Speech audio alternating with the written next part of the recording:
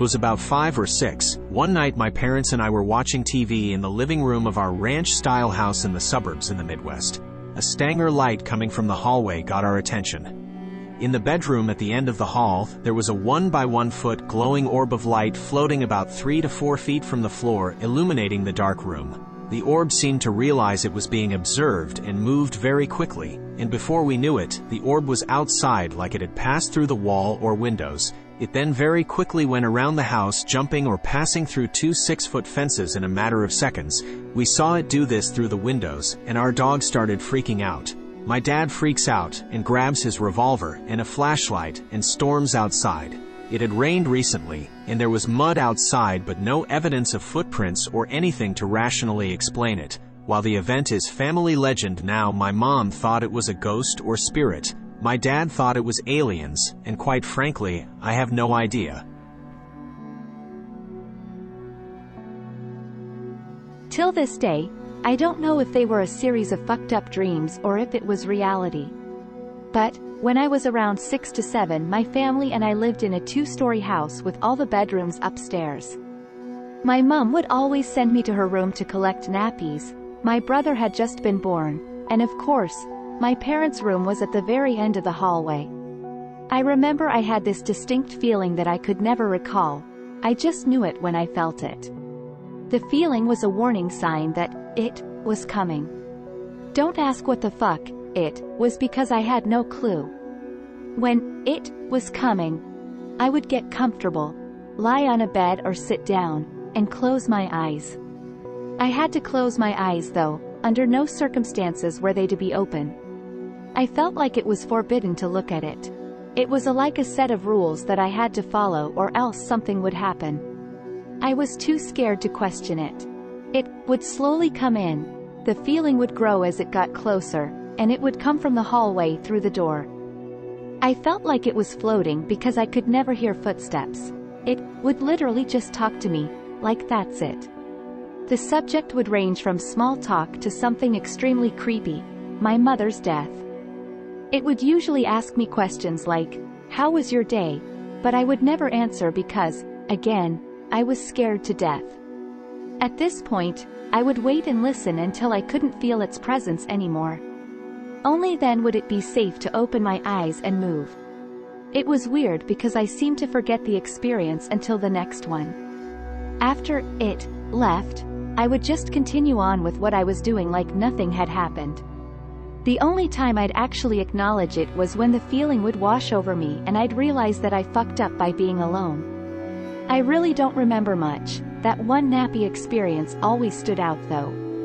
Everything would kinda blur together. Pretty much all my memories from then are like that. I only remember my thoughts and feelings at that time. I don't even know?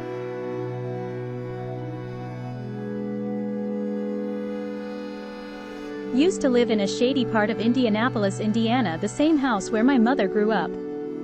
We lived by a wooded area, not very vast forest but thick until it led out to some fields. I have many peculiar tales from the woods. Here are the most memorable. I had a friend over when I was in about 3rd grade. She and I considered ourselves professional survivors and trained ourselves for a zombie apocalypse out in these woods. This girl was also a horror movie junkie. We were out in the woods when we heard a chainsaw.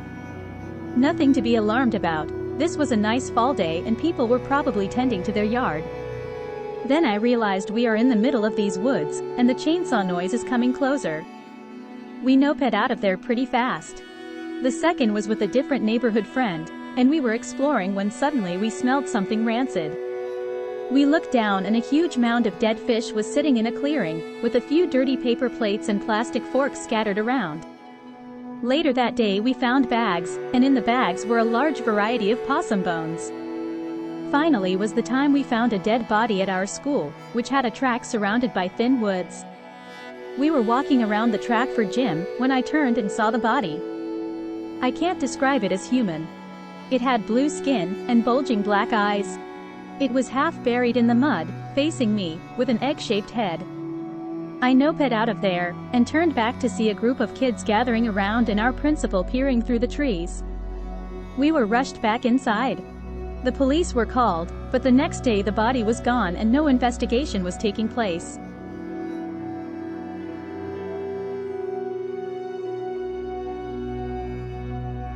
When I was 2 to 3 years old, my family lived in Lithuania. Throughout all my life I've been sure that my whole family, my pregnant mom, my father and myself, visited the Hill of Crosses near Šiauliai. I could distinctly remember the sensations of the ground as I was climbing up the steps and had vivid images of the center cross. But I never knew what this place was called. A couple weeks ago I googled it and asked my mother if she remembers our trip to this place. She surprisingly answered that it was only her and my father there and I was staying with my grandma then. I'm sure they never showed any photos to me as this is a sacred place to many people rather than a tourist site to show to a small child. But I know I was there.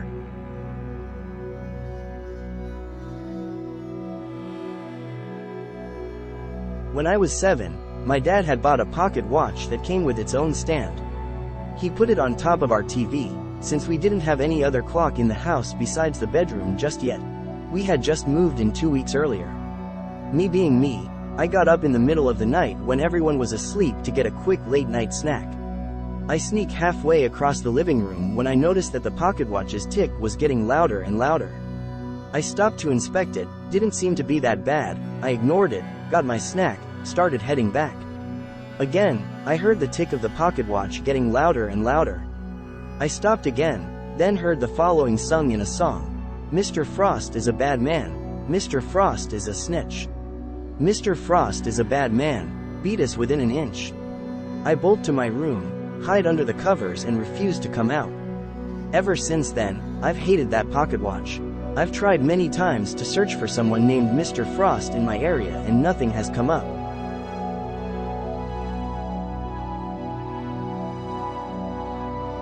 I was like 9 years old.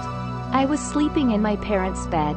At that point I think it was a Saturday morning and my dad had gone bike riding with his friends real early and I woke up and got in bed with my mom.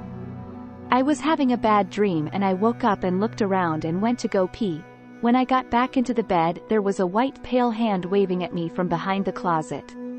I thought I was dreaming but I was so shocked I couldn't do anything. I kind of put it in the back of my mind until a year later my older cousin said she had seen a hand waving at her behind her mirror when I was at her house.